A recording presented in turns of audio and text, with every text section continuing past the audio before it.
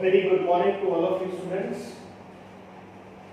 तो आज lecture start करने से पहले मैं आप सबके साथ एक जरूरी बात डिस्कस करना चाहूंगा। मैंने ग्रुप पे भी शेयर किया था कि जैसा आप जानते हैं कि कोविड को देखते हुए गवर्नमेंट ने जो है वो 30% सिलेबस जो है उसको डिडक्ट करने का फैसला लिया है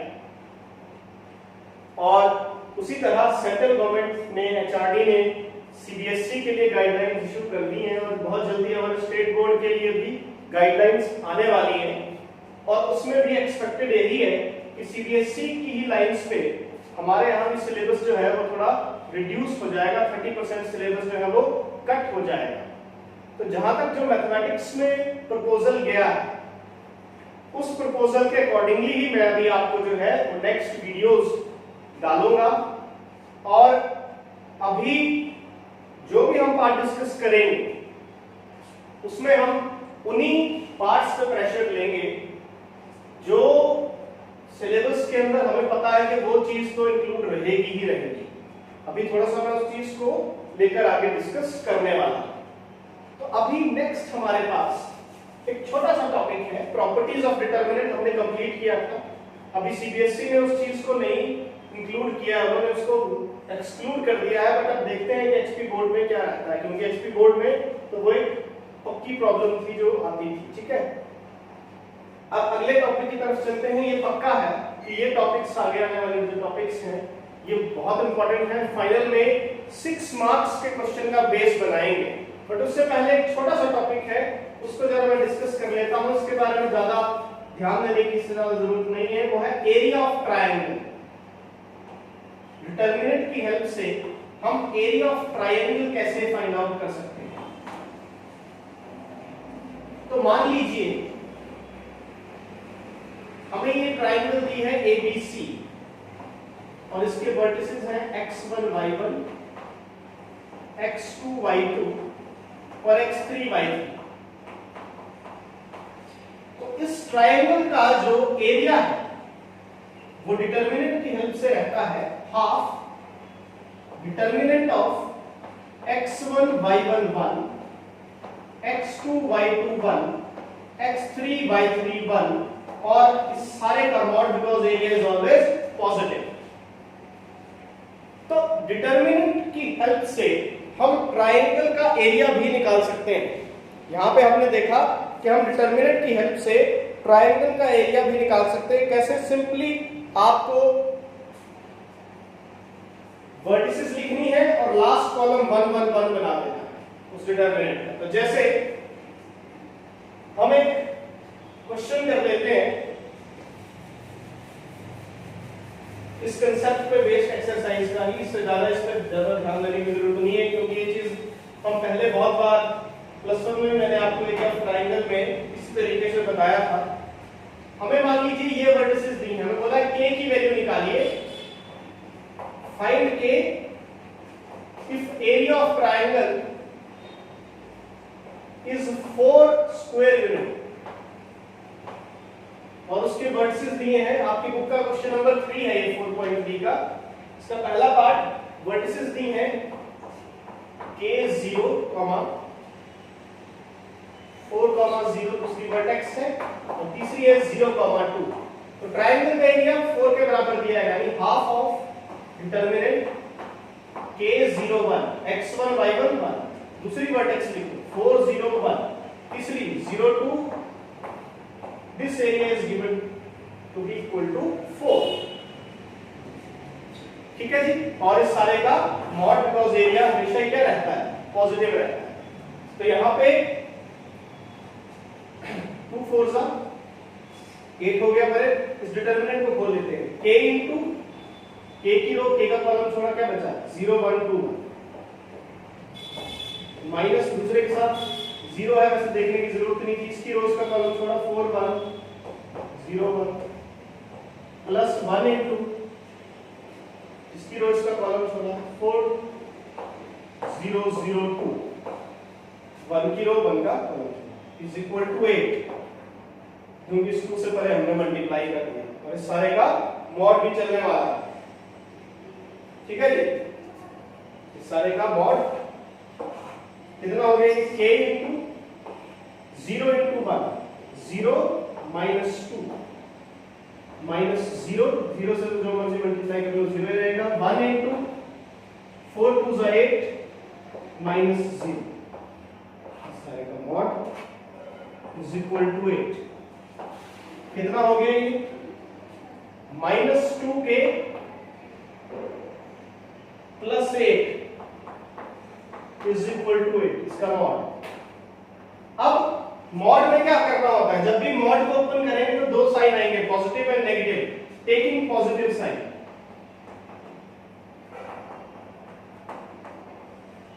taking positive sign, minus 2k plus 8 is equal to 8, 8 से 8 चला गया, minus 2k is equal to 0, यानी k इज इक्वल टू 0 आ गया।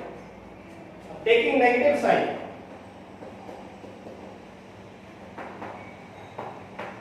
अगर नेगेटिव साइन लेते हैं तो minus 2k plus 8 is equal to minus 8, ठीक है जी। तो ये कितना हो जाएगा? ये हो जाएगा minus 2k is equal to minus 16, minus से माइनस गया, k इज इक्वल टू 8। तो दो वैल्यूज आंसर आएगी। इसका आंसर होगा k is equal to 0 and k is equal to 8। अब इस क्वेश्चन को कराने का मेरा मोटो क्या था? मेरा मोटो ये था कि जब आप कोई टेस्ट देंगे, जैसे एनडीए की अगर मैं बात करूं, तो वहां वो इस तरह के क्वेश्चंस को पूछने वाला है। क्यों पूछने वाला है? क्योंकि उसको पता है कि स्टूडेंट यहां गलती करेगा। गलती क्या करेगा कि वो मॉड भूल जाएगा, और मॉड भूल जाएगा और एक ही साइन से निकालेगा और k इज इक्वल टू 0 टिक मार के आ जाएगा, वो गलत हो जाएगा। हमें क्या करना है? हमें ये ध्यान रखना है कि जब कभी मॉड के अंदर अननोन है, अब यहाँ पे k अननोन है, जब भी मॉड के अंदर अननोन होगा तो हमें क्या करना होगा? तो हमें एक बार पॉजिटिव साइन से वैल्यू निकालनी है, एक बार नेगेटिव साइन से वैल्यू निकालनी है। यही यहाँ पे जो ध्यान देने वाली बात थी, जो मैं आपको बताना चाहता कि आपने ऐसी गलती नहीं करनी है। उसमें हमेशा जब यहां से ऑब्जेक्टिव बनाना है तो चार ऑप्शंस जब वो देगा तो वो एक ऑप्शन, मान लो एक ऑप्शन बना देता है, वो A option k is equal to 0, B बना देता है k is equal to 8, C बना देता है k इज इक्वल टू 0 और 8, डी बना देता है नन ऑफ दीस। तो आप सी मोस्ट एप्रोप्रिएट को टिक करेंगे। कई लोग सीधा ए को टिक करके आ जाना था, उन्होंने दो साइन लेने हैं। तो ये एक सबसे बड़ी बात यहाँ पे ध्यान देने वाली है, ठीक है। तो एरिया ऑफ ट्रायंगल आपको निकालने आना चाहिए, बहुत आसान है। Half x1 y1 1, x2 y2 1, x3 y3 1। ये तरीका है हमारा a की वैल्यू को निकालने। अब अगला जो टॉपिक है, ध्यान से अब सारा का सारा, इसके बाद मैं जो भी डिस्कस करने वाला हूं इस चैप्टर में, वो आपका जो 6 मार्क्स का क्वेश्चन पक्का 100% आता है, उसका बेस बनाएगा।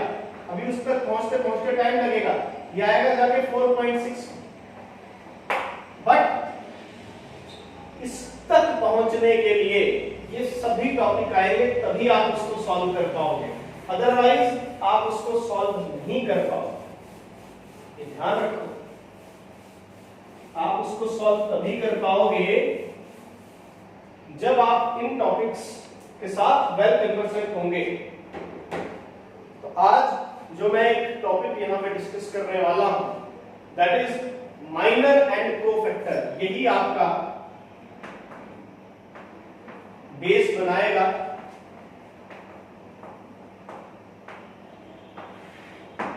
माइनर्स एंड कोफैक्टर्स 6 मार्क्स के क्वेश्चन का। और हायर क्लासेस में भी, जब आप अभी हायर क्लासेस में जाएंगे तो वहां पे भी इनका बहुत बहुत यूज होने वाला है। तो इसको आप लोग बहुत ध्यान से समझिए और देखिए हम कैसे इनको निकालते हैं। तो इन दोनों पे मैं बाद में जाऊंगा, पहले मैं निकालूंगा इनको ये होते क्या है, तब आपको समझना बहुत आसान रहेगा। एक एग्जांपल लेता हूं 3x3 का, ठीक है, ध्यान से देखिएगा।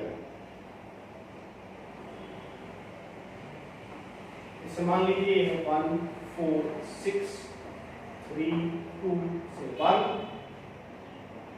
2 6 12 मान लीजिए। अब मुझे ये एलिमेंट कौन सा है भाई, फर्स्ट रो फर्स्ट कॉलम का। अगर मुझे कोई बोले कि मुझे 1 का माइनर लिखना, ठीक है, 1 कौन सा एलिमेंट है, 1 है A11, तो इसका माइनर अगर मान लो मैं डिनोट कर रहा हूं M11 से, मतलब मैं 1 का माइनर लिखना चाहता हूं। तो 1 का माइनर लिखना बहुत इजी है, क्या करना है, 1 की रो छोड़ दो और 1 का कॉलम छोड़ दो। हम एक्चुअल में माइनर पहले निकाल चुके हैं बट पर अब रहे 1 की रो छोड़ दी, 1 का कॉलम छोड़ दिया, क्या बचा 2 1 6 12, वो 2 क्रॉस 2 का डिटरमिनेंट है 2 1 6 12, ठीक है। माइनर कैसा निकला, 1 की रो छोड़ी 1 का कॉलम छोड़ा, आ गया। अब इसको इवैल्यूएट कर लो, 2 into 12 24 minus 6 into 1 6, it is 18। तो हम बोलेंगे कि भाई इस डिटरमिनेंट में यहां पे जो हमारा माइनर है वो 1 का माइनर कितना है, 1 का माइनर जो है दैट इज 18, 1 का माइनर 18 है, ठीक है।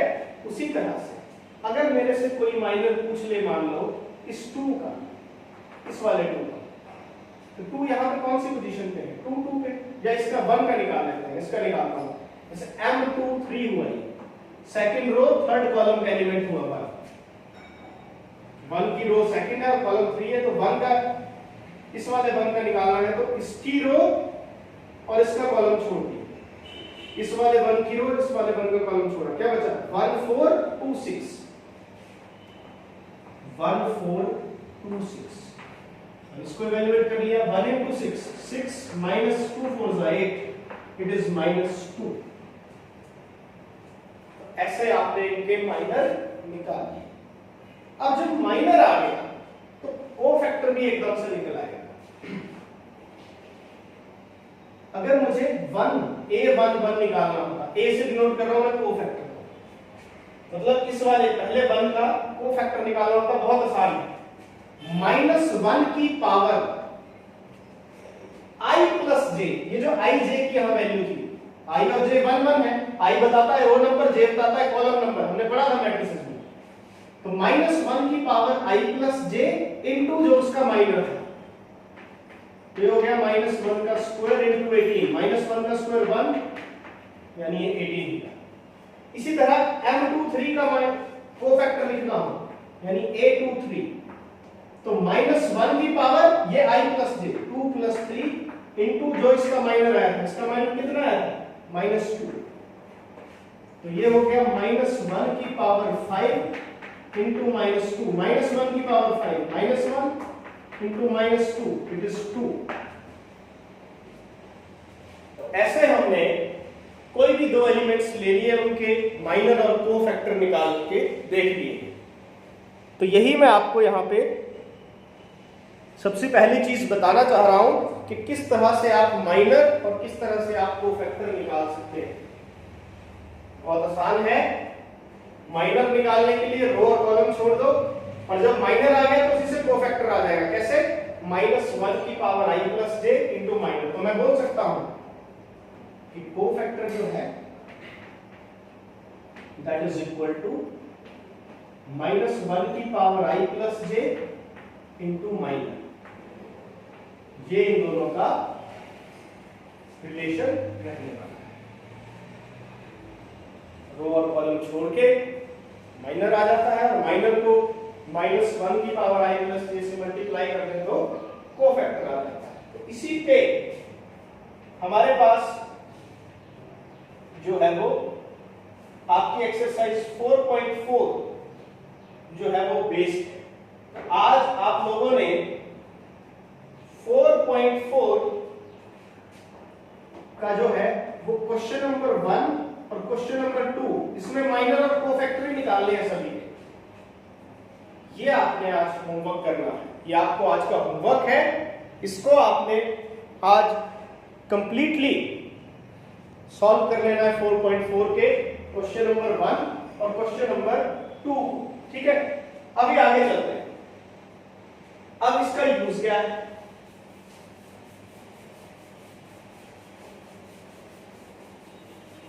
ये तो हो गया, इनको निकालना कैसे है। अब इसका यूज क्या है और इसकी कुछ प्रॉपर्टी है जो बहुत जरूरी है। ठीक है, वो मैं आपको बता देता हूं। सबसे पहली बात,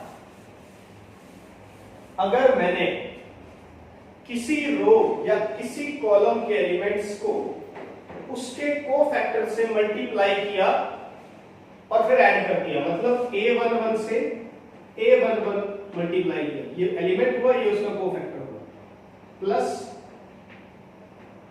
a12 और उसको उसी का cofactor a13 into a1।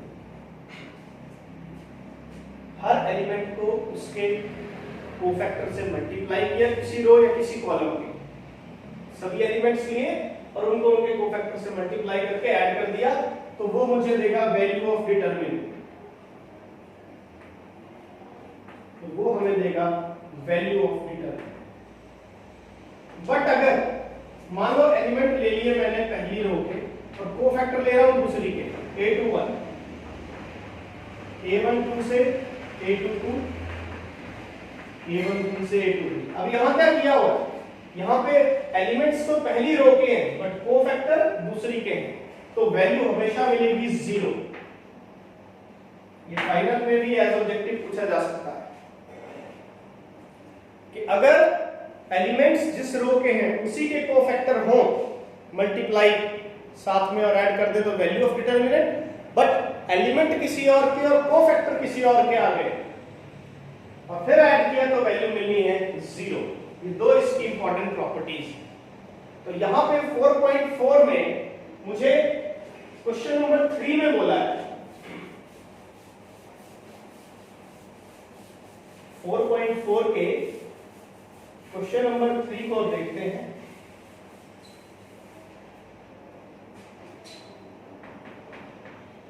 Exercise 4.4 का क्वेश्चन नंबर 3 है। इसमें हमें बोला है एक डिटरमिनेंट दिया है 5, 3, 8, 2, 0, 1, 1, 2, 3। तो अब इसमें क्या करना है इसमें मुझे कोफैक्टर यूज करने हैं सेकंड रो के और फिर इस डिटरमिनेंट की वैल्यू निकालनी है। मतलब सेकंड रो के कोफैक्टर लो और फिर डिटरमिनेंट की वैल्यू निकालो। तो कैसे निकलेगी? सेकंड रो के एलिमेंट्स को उन्हीं के कोफैक्टर से मल्टीप्लाई करेंगे। तो पहले निकाल लेते हैं इस एलिमेंट, इस 2 का निकालते हैं। ये कौन सा एलिमेंट है? रो नंबर 2 है इसकी और कॉलम नंबर 1। तो m21 पहले माइनर निकलेगा तभी कोफैक्टर आएगा, m22, m23। ठीक है जी, डायरेक्ट भी निकालना हो कोफैक्टर तो डायरेक्ट भी निकाल सकते थे, -1 की पावर आई प्लस j से। बट अभी स्टार्टिंग है तो चलो थोड़ा मैं तुम्हें बिल्कुल आराम से कराता हूं। 2 के लिए इसकी रो इसका कॉलम छोड़ा, बचा 3, 8, 2, 3। m22 ये दूसरा एलिमेंट है 0, इसकी रो और इसका कॉलम छोड़ा, बचा 5, 8, 1, 3। m23 सेकंड रो और तीसरा कॉलम ये छोड़ा, बचा 5, 3, 1, 2। इनको इवैल्यूएट कर देते हैं। ये हो गया 3, 3 = 9 minus 2, 8 = 16, it is -7। ये हो गया m22, 5, 3 = 15 -8, it is 7। तो ये 5, 2 = 10 -3, it is also 7। अब इसके कोफैक्टर निकाल लेते हैं, ये भी माइनर आए हैं।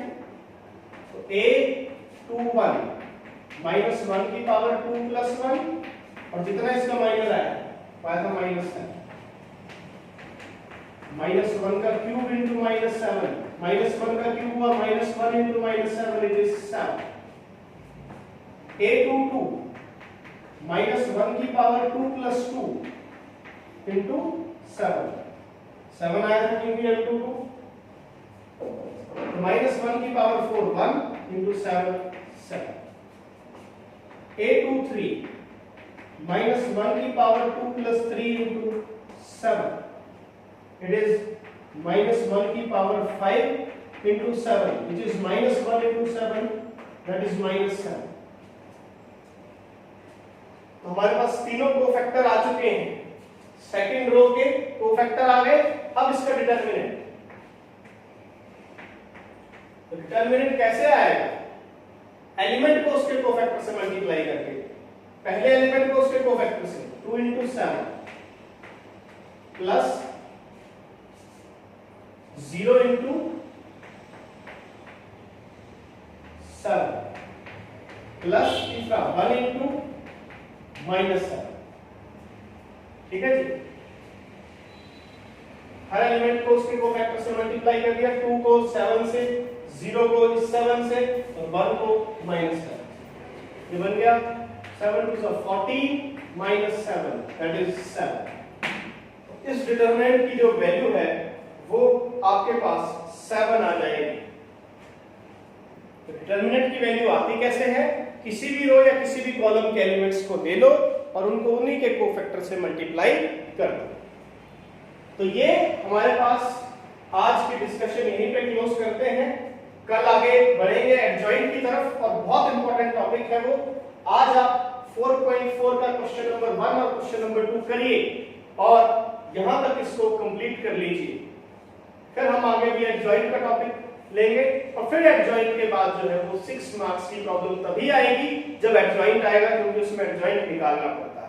पर एडजॉइंट तब निकलेगा जब पहले माइनर और कोफैक्टर आएंगे। तो ये सारा आपस में इंटरकनेक्टेड है, तो इसको ध्यान से करिए। और जैसा मैंने आपको बताया, जो भी नई सिलेबस की गाइडलाइंस रहेंगी हम उसके अकॉर्डिंगली अभी अपनी जो डिस्कशन है, फ्यूचर डिस्कशन है, उसको रिस्ट्रिक्ट रखने वाले हैं।